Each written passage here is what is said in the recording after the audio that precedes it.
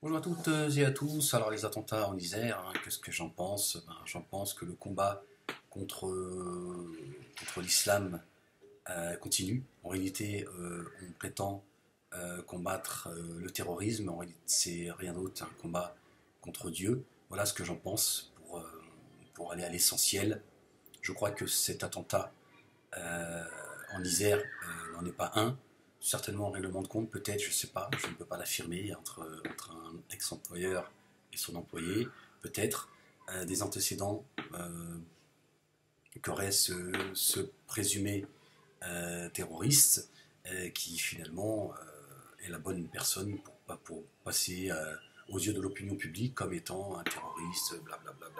Bien évidemment, on continue à faire peur à la population française en nous montrant un père de famille sans histoire, etc. etc. Donc nous, on nous fait vivre tout cela dans l'émotion à travers les médias qui vont nous faire des reportages de 30 minutes en donnant la parole aux gens, en leur disant qu'est-ce que vous pensez de cela. Alors les gens, bien sûr, ils sont sous le choc, ils disent je comprends pas, c'est quelqu'un qu'on croise tous les jours, qui est quelqu'un extrêmement poli, une famille sans problème, etc. Donc voilà, on continue à faire peur. Euh, Ce que j'ai expliqué moi depuis des années sur le site Avant s'exprime ou à travers des vidéos que je faisais déjà à l'époque, et certains me prenaient pour un fou quand j'avais dit que on aurait un jour dans les années à venir un Mohamed Merah. Alors j'ai pas dit Mohamed Merah, euh, c'est ce qui est arrivé. Hein. J'ai dit on dépasserait le stade du barbu, du grand frère, etc., le salafisme, etc., etc., et que on passerait une autre étape et le terroriste futur, le terroriste à venir serait une racaille de banlieue en basket, jean, etc., etc. Voilà. Et finalement, j'avais entièrement raison. L'avenir m'a donné raison quelques années après. Et, euh, et donc, voilà, c'est un combat contre Dieu de manière internationale qui est en train de se mener. On voit par exemple en Tunisie, hein, parce il est arrivé aussi au même moment un attentat en Tunisie, et on entend aujourd'hui certains responsables tunisiens nous dire qu'il y a à peu près une centaine de mosquées qui vont être fermées, etc., etc. Donc on justifie en fait la fermeture de mosquées à travers ce genre d'attentat. Vous voyez, c'est une façon de continuer à combattre l'islam qui est dérangeant, puisque certains le disent ouvertement hein, sur les plateaux télé, qu'il faut séparer en France le spirituel du temporel. Ça veut dire ce que ça veut dire. Ça veut dire qu'on ne tolérera pas le religieux, sachez-le. Voilà. Donc ce genre d'attentat c'est Daesh. Daesh permet de justifier, euh, de remettre en cause les libertés individuelles, de serrer les taux sur Internet, de tout ça. Voilà, c'est la même chose. Donc ce genre d'attentat, perpétré sur le sol français, en Tunisie, au même moment, et ailleurs dans les semaines et les mois à venir, vont permettre à chaque fois de serrer les taux.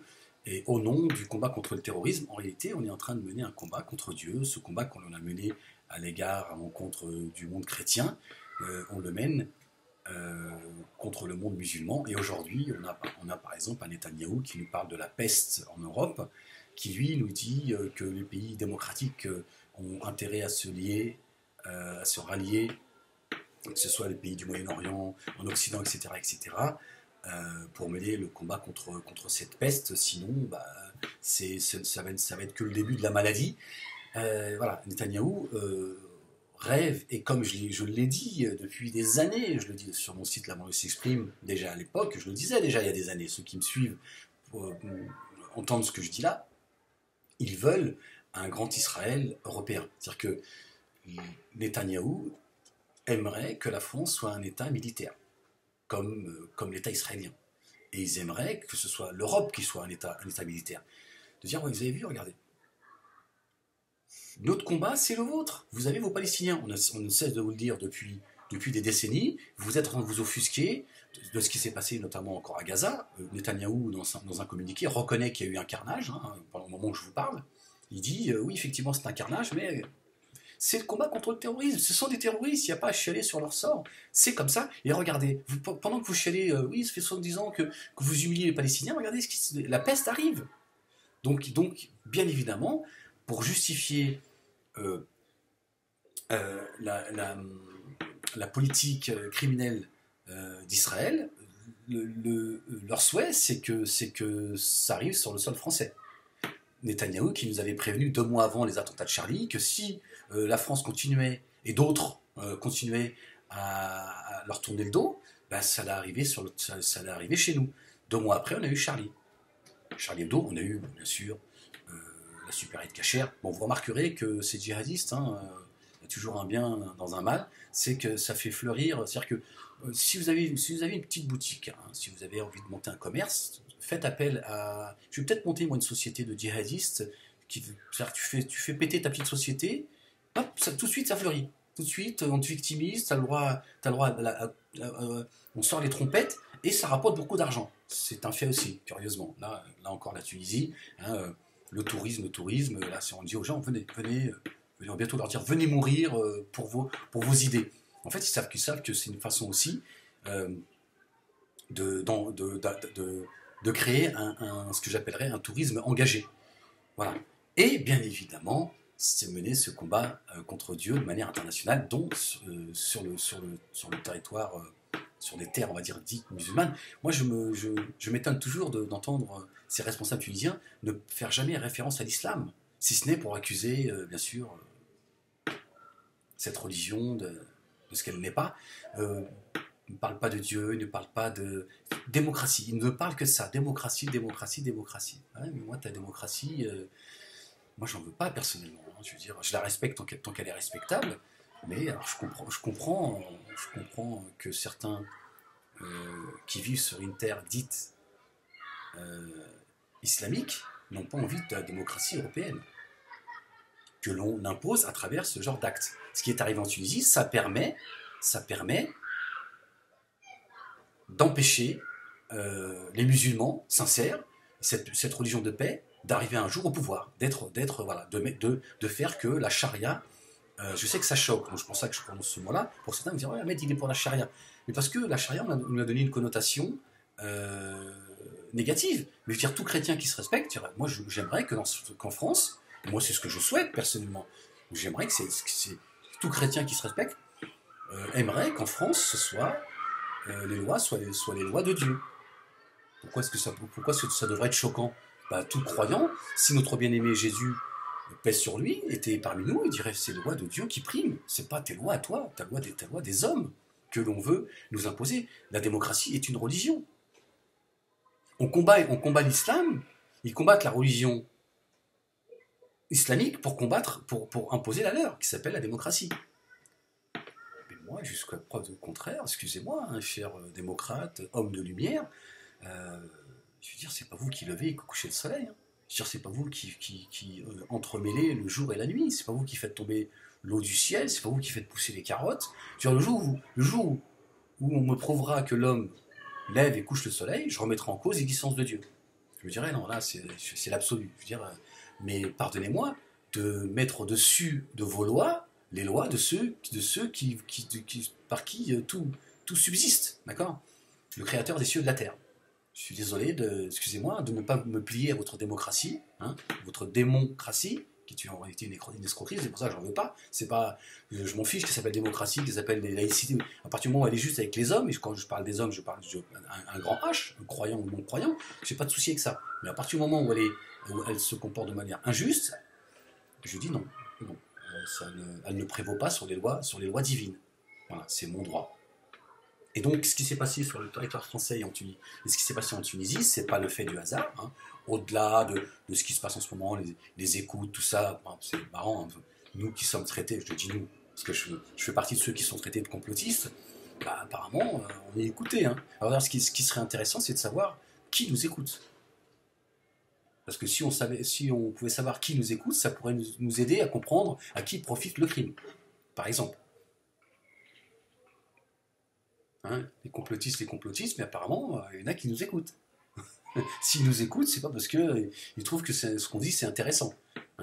C'est justement pour pouvoir s'adapter en fonction de tout cela. D'accord ? Donc moi, ce que je pense de tout ça, c'est juste une guerre qui est menée contre une guerre menée contre Dieu. Alors on a le Front National, bien évidemment, Marine Le Pen, hein, qui est montée au créneau, qui là encore nous sort son truc habituel, elle veut déchoir de la nationalité française, ces fameux terroristes, elle ne sait pas s'il est coupable ou pas.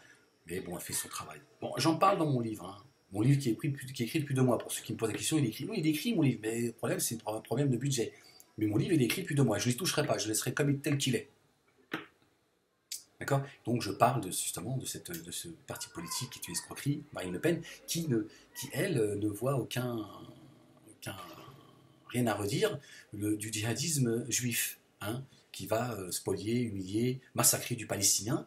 Demande pas à ce qu'on déchoie les juifs de France qui vont faire leur djihad. Hein. Ça ne lui pose pas de problème qu'on recrute dans la grande synagogue de Paris. Tout ça, ça l'intéresse pas. Elle, son seul souci, c'est le djihadisme islamiste. Pour ça, je dis, il faut voter Front National. Il faut sortir de cette escroquerie. Hein. Même si je vous l'ai dit, hein, c'est plus un secret aujourd'hui, je ne voterai pas en 2017. Vous avez vu Valls, ce qu'il a dit? Il a dit les présidentielles en 2017 tourneront autour de l'islam. Vous voyez bien que si j'ai écrit mon livre, c'est parce que c'est une question de bon sens et voilà, ça fait quand même 10 ans que je suis tout ça de très très près, hein, que je décrypte les médias de manière... Je suis devenu un spécialiste. Donc vous imaginez bien, si mon livre s'intitule Pourquoi je voterai Front National en 2017, c'est parce que j'ai compris que mon livre, jusqu'en 2017 et même après, il sera d'actualité. Et quand je vous dis que le parti le plus dégueulasse, c'est celui qui prétend représenter le mieux la France, c'est le Front National. Mais les autres sont pire encore. Mais il faut voter pour le Front National. Vous dites, ouais, mais je comprends pas ta cohérence, mec. Il faut monter d'un cran, les gars. Là, il faut monter d'un cran. On ne plaisante plus, c'est du sérieux. Il faut sortir de la peur, il faut que les Français prennent leur destin en main et agiter le chiffon Front National, ça suffit maintenant. D'accord. Il faut que la peur change de camp et leur dire, on n'a pas peur du Front National. Non seulement on n'en a pas peur, mais en plus on veut qu'il arrive au pouvoir. Voilà. Comme ça, vous allez arrêter de vous cacher derrière le Front National. Et maintenant, il n'y aura plus d'excuses que il va falloir parler franco, nous dire ce qui se passe dans ce pays. Tant que le Front National existera, ce sera toujours la même escroquerie. Et le Front National, comme là aujourd'hui, avec les attentats d'Isère, permet aux autres de se cacher derrière le Front National. C'est un paravent, en fait. Voilà. Et le Front National permet à ces gens-là de faire du chantage à l'égard de la communauté musulmane. Comme l'a dit Kuckerman, j'en parle dans mon livre, hein, il a dit si le Front National passe au pouvoir, les musulmans ont intérêt à se tenir tranquilles. Et aujourd'hui, il nous a dit, quelques mois après, il a dit le Front National est irréprochable. Donc, je parle de l'influence juive du CRIF. Donc vous imaginez bien que mon livre n'a pas été écrit pour passer sur les plateaux télé. Normalement, si les journalistes font bien leur boulot, il n'y a aucune raison que le livre d'Ahmed Moalek, de par mon parcours, même si on fait croire que je n'existe pas, de par mon parcours, je ne peux pas ne pas être invité sur les plateaux télé, parce qu'il va aller à l'encontre de tous les autres bouquins. Ça, c'est une évidence. C'est une voie qui va aller à l'encontre de toutes les autres. Mais je parle du CRIF. Et le CRIF, les clés des plateaux télé. Donc, vous voyez, je n'ai pas écrit un livre pour passer sur les plateaux télé. Ce qui devrait être le cas. Il n'y a pas de raison que moi, le banlieusard, je n'ai pas le droit à un plateau télé, alors que j'ai écrit un livre intéressant, qui retrace beaucoup de choses. Hein. Je parle de ce que nous vivons. On vient, on dit, oui, il serait bien que la banlieue s'exprime et tout. Bah, c'est ce que je fais. Hein. Je parle des chambres à gaz, l'antisémitisme des banlieues, de Dieudonné, de Soral, du PS, de l'UMP, du Front National, de la spiritualité, parce que, et d'ailleurs, je m'adresse aussi à la communauté chrétienne. Mon livre était aussi un prosélytisme religieux. Je l'assume et je le dis. Le but de mon livre, à la base, c'est ça. C'est de dire, voilà, on se trouve, voilà, le 21e siècle sera ou ne sera pas. Et moi, je dis, s'il ne l'est pas, la France, elle est morte. Je parle aussi de tous ceux qui ont humilié, violé Marianne, qui lui éjaculent en pleine face, et ils s'en vont. Je parle de cette manière-là aussi, à un moment donné. Je parle de Marianne. D'accord ? Que l'on humilie. C'est ce qu'on est en train de faire. On est en train aussi de tromper les Français. D'accord ? Parce que certains ont complètement mis à genoux Marianne. Ils font ce qu'ils veulent, le Marianne. Ils leur disent, si, c'est comme ça que ça se passe. Et les méchants, c'est eux. D'accord ? Et les gentils, c'est nous. Ok ? Et elle est là. Elle en a marre, Marianne. Marianne, elle est fatiguée. J'en parle aussi dans mon livre. Je dis, Marianne, elle en a marre aussi de cette immigration de masse. J'en parle dans mon livre. Elle est fatiguée, elle dit je peux pas prendre toute la misère du monde. À un moment donné, il faut que je fasse mon bilan. Mais on l'a tellement. Non, ils l'ont violé sans préservatif. Hein. Ils ont créé un enfant bâtard. C'est comme ça que je l'appelle dans mon livre. Il s'appelle La République. Bon, je ne vais pas vous lire mon livre non plus. Mais voilà. Pour vous dire que voilà, je vois assez clair, hein, contrairement à ce que certains veulent faire croire de moi, Ahmed le fou. Voilà. Je vous dis, tout ça, c'est un combat contre Dieu qu'ils sont en train de mener. Et ils sont en train de le mener aujourd'hui de manière internationale. Et Netanyahou, hein, les Israéliens sont en train de pousser cette Europe à vivre le même sort que le leur, de militariser l'Europe. Dire voilà, on est tous maintenant, c'est tous pour un, tous pour Israël. C'est le voilà. Bien sûr, au-dessus d'Israël, il y a les puissants que l'on ne verra jamais, qui eux se servent de cette base militaire au Moyen-Orient pour contrôler le Moyen-Orient, l'Europe, etc., etc. C'est pour ça qu'on a voulu unir l'Europe pour mener un monde donné. Tout ça, j'en parle depuis des années, mais on ne donne pas de micro à Ahmed Moulay, parce qu'ils ont compris, ils ont fait marre. T'es pas fou celui-là. Il n'est pas fou, lui, il a des convictions par contre. C'est pas comme les deux autres escrocs qui sont là en train de leurrer tous ces gens d'en bas, qui le méprisent d'ailleurs.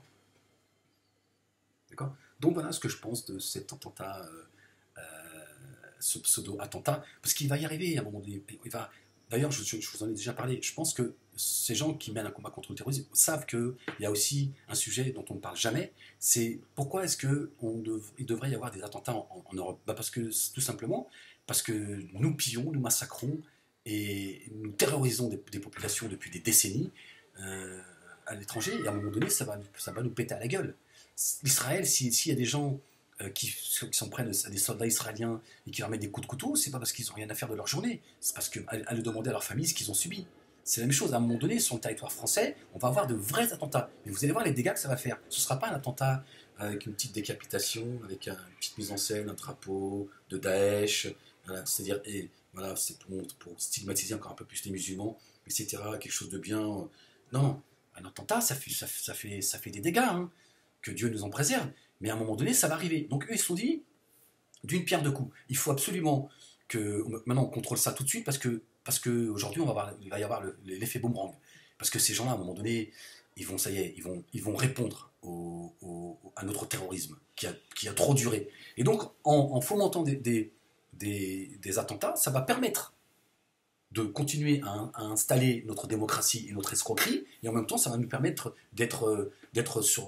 de préparer ce qui va arriver, parce que ça arrivera. Qu'est-ce que vous croyez? Que les gens que l'on massacre, que l'on tue, qu'on humilie, ils n'ont pas plus d'amour pour les leurs que nous? Pour qui on se prend, nous? C'est-à-dire que nous, nos enfants, on les aimerait plus que les leurs? On aimerait plus notre famille que les leurs? Vous plaisantez ou quoi? À un moment donné, ces gens, à un moment donné, je ne sais pas quand, je ne suis pas un prophète, mais à un moment donné, il y aura le retour du bâton, que vous le vouliez ou non. Certains sont juste en train d'anticiper. Mais le problème, c'est qu'ils ne sont pas en train de mener un combat contre le terrorisme, parce que les premiers terroristes, c'est nous. Par exemple, nous, les Français.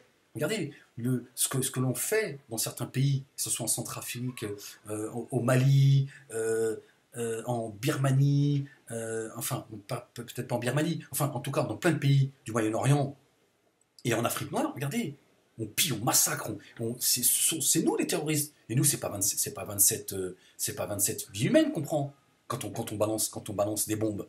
Et parfois même, on mène des guerres par procuration. Hein, quand on vient défendre Bachar al-Assad, c'est combien de morts?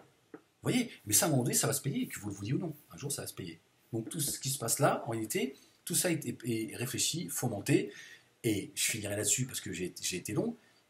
Rappelez-vous ce qui s'est passé à Jouer les Tours. Ce jeune noir converti de 20 ans, qu'on a accusé de djihadiste. En réalité, c'était une affaire entre un policier et des jeunes de quartier qui ont mis une vidéo sur le net montrant ce fameux policier s'en prendre de manière incroyable, insupportable sur des noirs. Apparemment, il aime bien les négresses lui aussi.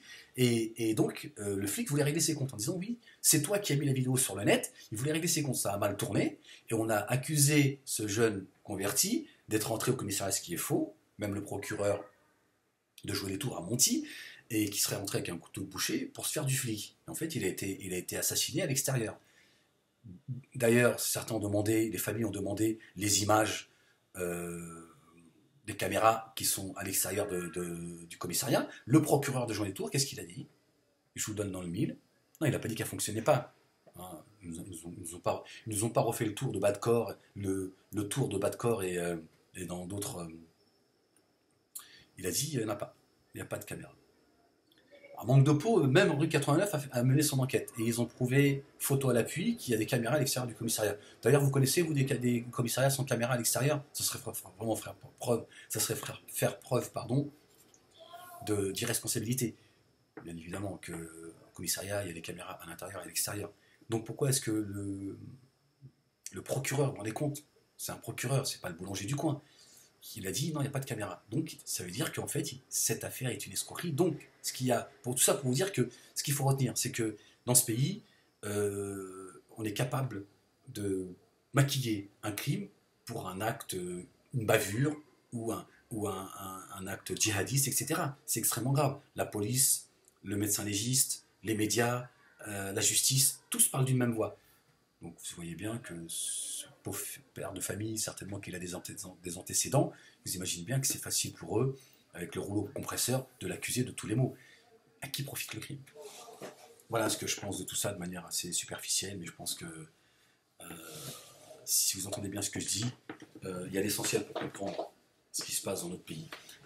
Voilà, donc votre combat contre le terrorisme et pour la démocratie, ce sera sans amène mollet, croyez-moi, je vous le dis tout de suite. Allez, je vous salue.